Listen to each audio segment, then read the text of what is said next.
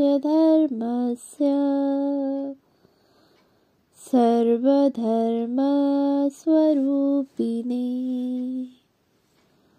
अवतार वरिष्ठाय रामकृष्णाय ते नमः। শ্রী শ্রী রামকৃষ্ণ কথামৃত দ্বিতীয় খণ্ড।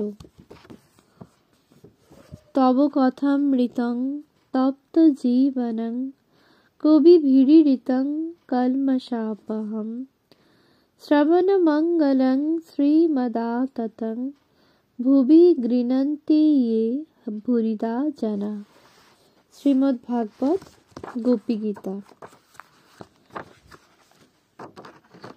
পৃষ্ঠা সংখ্যা 833। শ্রী রামকৃষ্ণ ভক্ত সঙ্গে ভক্ত মন্দিরে রামের বাড়িতে, প্রথম পরিচ্ছেদ। ঠাকুর শ্রী রামকৃষ্ণ রামের বাটিতে আসিয়াছেন। তাহার নিচের বৈঠকখানার ঘরে ঠাকুর ভক্ত পরিবৃত হইয়া বসিয়া আছেন। সহাস্য বদন ঠাকুর ভক্তদের সহিত আনন্দে কথা কহিতেছেন। আজ শনিবার 11 জ্যৈষ্ঠ 1292, জ্যৈষ্ঠ শুক্লা দশমী তিথি, 23 মে 1885, বেলা প্রায় 5টা। ঠাকুরের সম্মুখে শ্রীযুক্ত মহিমা বসিয়া আছেন। বাম পার্শ্বে মাস্টার, চারিপার্শ্বে পল্টু, ভবনাথ, নিত্যগোপাল, হরমোহন। শ্রী রামকৃষ্ণ আসিয়াই ভক্তগণের খবর লইতেছেন। শ্রী রামকৃষ্ণ মাস্টারের প্রতি, ছোট নরেন আসে নাই? ছোট নরেন কিয়ৎক্ষণ পরে আসিয়া উপস্থিত হইলেন। শ্রী রামকৃষ্ণ, সে আসে নাই? মাস্টার, আজ্ঞা। শ্রী রামকৃষ্ণ, কিশোরী, গিরিশ ঘোষ আসবে না? নরেন্দ্র আসবে না? নরেন্দ্র কিয়ৎপরে আসিয়া প্রণাম করিলেন। শ্রী রামকৃষ্ণ ভক্তদের প্রতি, কেদার চাটুর্যে থাকলে বেশ হতো। গিরিশ ঘোষের সঙ্গে খুব মিল। মহিমার প্রতি সহাস্যে, সেও ওই বলে, অবতার বলে। ঘরে কীর্তন গাহিবার আয়োজন হইয়াছে। কীর্তনিয়া বদ্ধাঞ্জলি হইয়া ঠাকুরকে বলিতেছেন, আজ্ঞা করেন তো গান আরম্ভ হয়। ঠাকুর বলিতেছেন, একটু জল খাব। জল পান করিয়া মশলার বটুয়া হইতে কিছু মশলা লইলেন। মাস্টারকে বটুয়াটি বন্ধ করিতে বলিলেন। কীর্তন হইতেছে, খোলের আওয়াজে ঠাকুরের ভাব হইতেছে। গৌরচন্দ্রিকা শুনিতে শুনিতে একেবারে সমাধিস্থ। কাছে নিত্যগোপাল ছিলেন, তাহার কোলে পা ছড়াইয়া দিলেন। নিত্যগোপালও ভাবে কাঁদিতেছেন। ভক্তেরা সকলে অবাক হইয়া সেই সমাধি অবস্থা এক দৃষ্টে দেখিতেছেন। Yoga, subjective and objective, identity of God, the absolute, the soul and the cosmos, জগৎ। ঠাকুর একটু প্রকৃতিস্থ হইয়া কথা কহিতেছেন। নিত্য থেকে লীলা, লীলা থেকে নিত্য। নিত্যগোপালের প্রতি, তোর কি? নিত্য বিনীতভাবে, দুই ভালো। শ্রী রামকৃষ্ণ চোখ বুজিয়া বলিতেছেন, কেবল এমনটা কি? চোখ বুঝিলেই তিনি আছেন, আর চোখ চাইলেই নাই? যারই নিত্য তারই লীলা, যারই লীলা তারই নৃত্য। শ্রী রামকৃষ্ণ মহিমার প্রতি, তোমায় বাপু একবার বলি। মহিমাচরণ, আজ্ঞা, দুই ঈশ্বরের ইচ্ছা।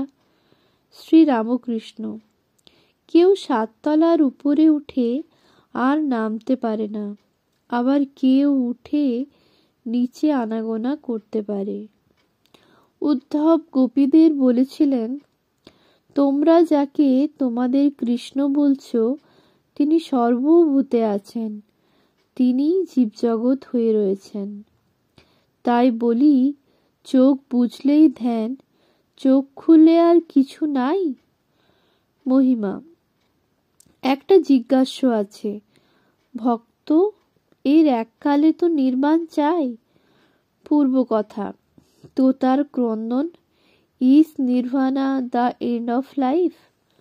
শ্রী রামকৃষ্ণ, নির্বাণ যে চাই এমন কিছু না, এই রকম আছে যে নিত্যকৃষ্ণ তাঁর নিত্য ভক্ত, চিন্ময় শ্যাম, চিন্ময় ধাম।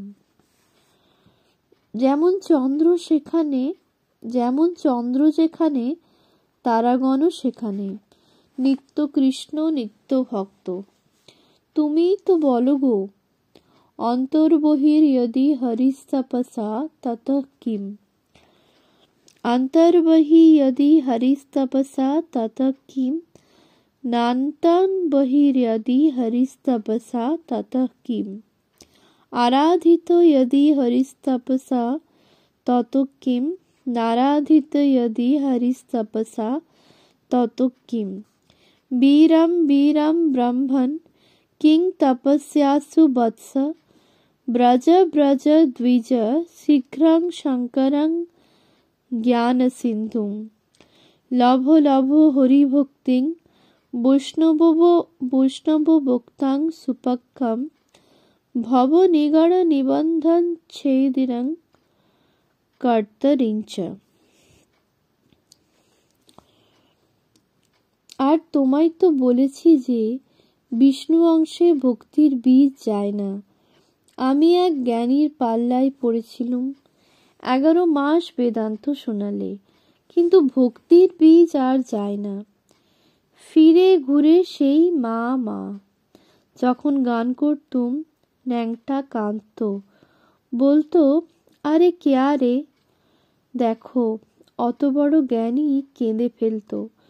ছোট নরেন ইত্যাদির প্রতি এইটে জেনে রেখো, আলেক লতার জল পেটে গেলে গাছ হয়, আর ভক্তির বীজ একবার পড়লে অব্যর্থ হয়, ক্রমে গাছ ফল ফুল দেখা দিবে। মুষলং কুলনাশনম, মুষল যত ঘষেছিল ক্ষয় হয়ে হয়ে একটু সামান্য ছিল, সেই সামান্যতেই যদুবংশ ধ্বংস হয়েছিল। হাজার জ্ঞান বিচার করো, ভিতরে ভক্তির বীজ থাকলে আবার ফিরে ঘুরে হরি হরি হরি বল। ভক্তেরা চুপ করিয়া শুনিতেছেন। ঠাকুর হাসিতে হাসিতে মহিমাচরণকে বলিতেছেন, আপনার কি ভালো লাগে? মহিমা সহাস্যে, কিছুই না, আম ভালো লাগে। শ্রী রামকৃষ্ণ সহাস্যে, কি একলা একলা? না, আপনিও খাবে, সবাইকেও একটু একটু দেবে। মহিমা সহাস্যে, এত দেবার ইচ্ছা নাই, একলা হলেও হয়। ঠাকুর শ্রী রামকৃষ্ণের ঠিক ভাব। শ্রী রামকৃষ্ণ, কিন্তু আমার ভাব কি জানো? চোখ চাইলেই কি তিনি আর নাই? আমি নিত্য লীলা দুই লই। তাকে লাভ করলে জানতে পারা যায় তিনি সরাট, তিনি বিরাট, তিনি অখণ্ড সচিদানন্দ, তিনি আবার জীবজগৎ হয়েছেন। শুধু শাস্ত্রজ্ঞান মিথ্যা, সাধনা করিলে প্রত্যক্ষ জ্ঞান হয়। সাধনা চাই, শুধু শাস্ত্র পড়লে হয় না। দেখলাম বিদ্যাসাগরকে, অনেক পড়া আছে, কিন্তু অন্তরে কি আছে দেখে নাই।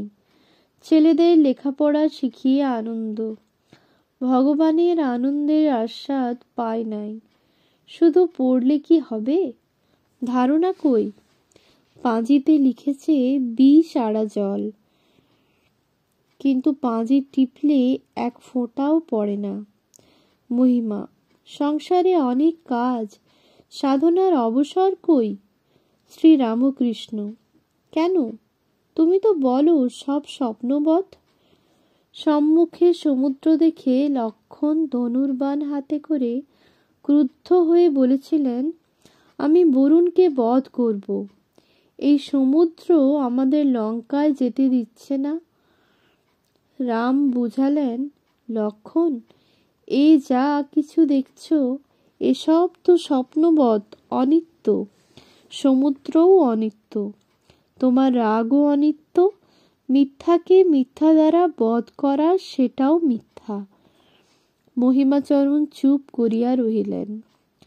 কর্মযোগ না ভক্তিযোগ, সদ্গুরুকে। মহিমাচরণের সংসারে অনেক কাজ, আর তিনি একটি নূতন স্কুল করিয়াছেন পরোপকারের জন্য। ঠাকুর শ্রী রামকৃষ্ণ আবার কথা কহিতেছেন শ্রী রামকৃষ্ণ মহিমার প্রতি। শম্ভু বললে, আমার ইচ্ছা যে এই টাকাগুলো সৎকর্মে ব্যয় করি, স্কুল ডিসপেন্সারি করে দিই, রাস্তাঘাট করে দিই। আমি বললাম, নিষ্কামভাবে করতে পারো সে ভালো, কিন্তু নিষ্কাম কর্ম করা বড় কঠিন। কোন দিক দিয়া কামনা এসে পড়ে? আর একটা কথা তোমায় জিজ্ঞাসা করি, যদি ঈশ্বর সাক্ষাৎকার হন, তাহলে তার কাছে তুমি কি কতকগুলি স্কুল, ডিসপেন্সারি, হাসপাতাল এইসব চাইবে? একজন ভক্ত, মহাশয়, সংসারীদের উপায় কি? শ্রী রামকৃষ্ণ, সাধুসঙ্গ, ঈশ্বরীয় কথা শোনা। সংসারীরা মাতাল হয়ে আছে, কামিনী কাঞ্চনে মত্ত। মাতালকে চালনির জল একটু একটু খাওয়াতে খাওয়াতে ক্রমে ক্রমে হুঁশ হয়। আর সদ্গুরুর কাছে উপদেশ লতে হয়। সদ্গুরুর লক্ষণ আছে, যে কাশীতে গিয়েছে আর দেখেছে তার কাছেই কাশীর কথা শুনতে হয়। শুধু পণ্ডিত হলে হয় না। যার সংসার অনিত্য বলে বোধ হয় নাই, সে পণ্ডিতের কাছে উপদেশ লওয়া উচিত নয়।